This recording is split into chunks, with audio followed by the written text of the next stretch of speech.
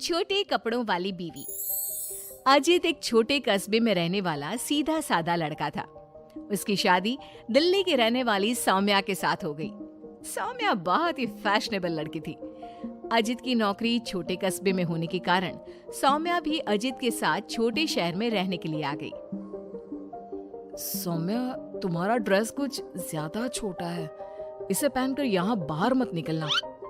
अरे तुम्हें पता नहीं, मैं दिल्ली की मॉडल लड़की हूँ और मैं तो हमेशा ऐसे ही कपड़े पहनती हूँ। तुम्हारी बात सही है सौम्या, लेकिन इस शहर के माहौल के हिसाब से कपड़े कुछ ज्यादा ही छोटे हैं। ओहो, मुझे नहीं पता था कि तुम्हें मेरे कपड़ों से इतनी प्रॉब्लम है। सौम्या, मुझे तुम्हारे कपड़ों से कोई परेशानी नहीं है, लेकिन अगर तुम ऐसे बाहर जाओगी तो लोग तुम्हें अजीब ढंग से देखेंगे। अच्छा ठीक है, अब तुम ऑफिस जाओ, तुम्हारा ऑफिस जाने का वक्त हो गया है।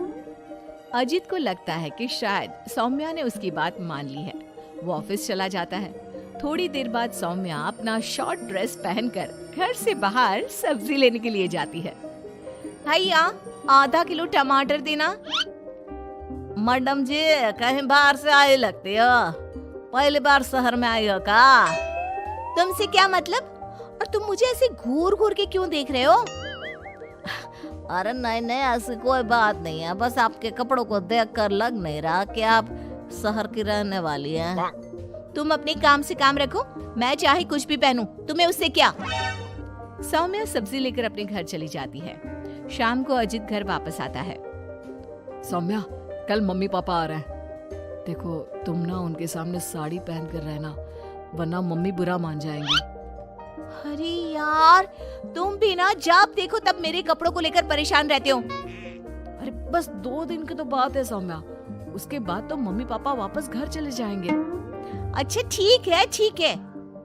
अगले दिन अजित ऑफिस चला जाता है और पीछे से सौम्या के सास ससुर घर पर आते हैं। लेकिन अजित के घर पर ना होने की वजह से सौम्या ने साड़ी नहीं पहनी थी और वही छोटे कपड़ों में वो अपनी सास के सामने आ जाती है। नमस्ते मम्मी जी, पापा जी, कैसे हैं आप? अरे मैं तो आंखें बंद कर लेता हूँ, ये बहू ने कैसे कपड़े पहने हुए हैं। राम राम राम राम। अरे बहू, तुमको जरा भी शर्म नहीं आती?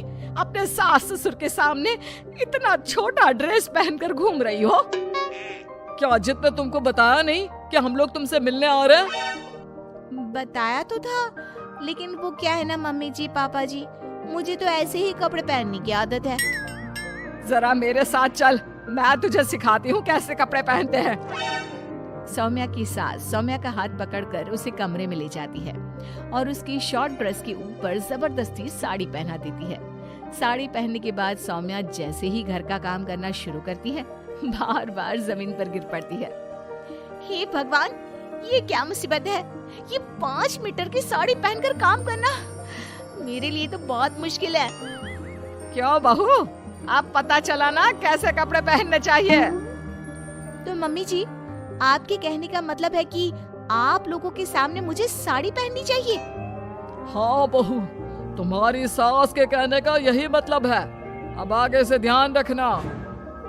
शाम को जब अजीत ऑफिस से लौट कर आता है तो सौम्या को साड़ी में बेहाल देखकर उसे बहुत हंसी आती है।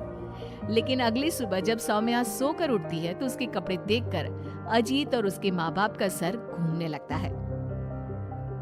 अरे सौम्या, तुमने ये क्या पहना है?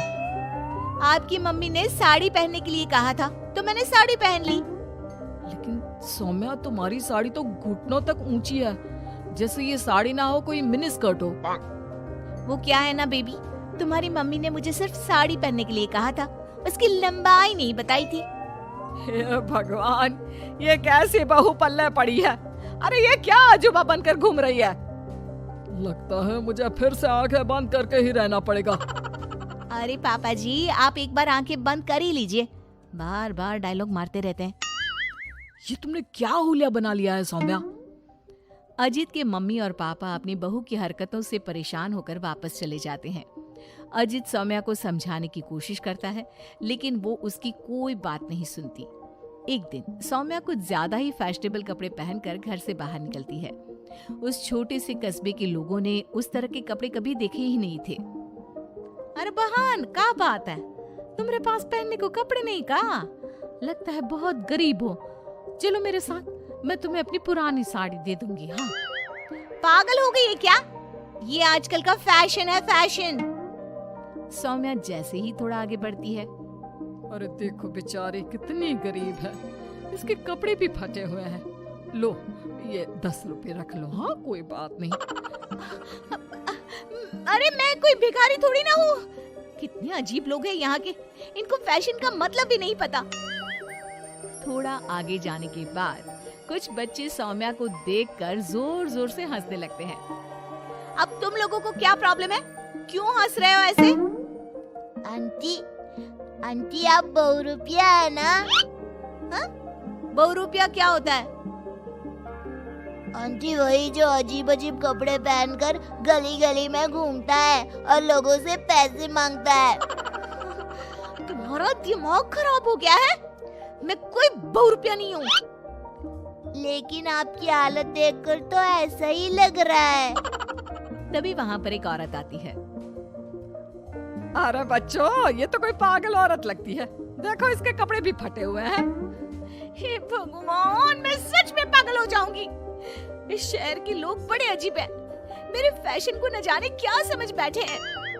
फिर सौम्या अपने घर लौट आती है और जोर जोर से रोने लगती है।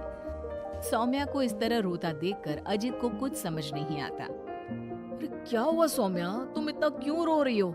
किसी ने कुछ कहा क्या? इस शहर के लोग पूरे पागल हैं। मेरे फैशन वाले कपड़ों को देखकर न जाने कैसी कैसी बातें करते हैं। तभी अजीत और सौम्या को घर के दरवाजे पर जोर जोर से खटखटाने की आवाज आती है।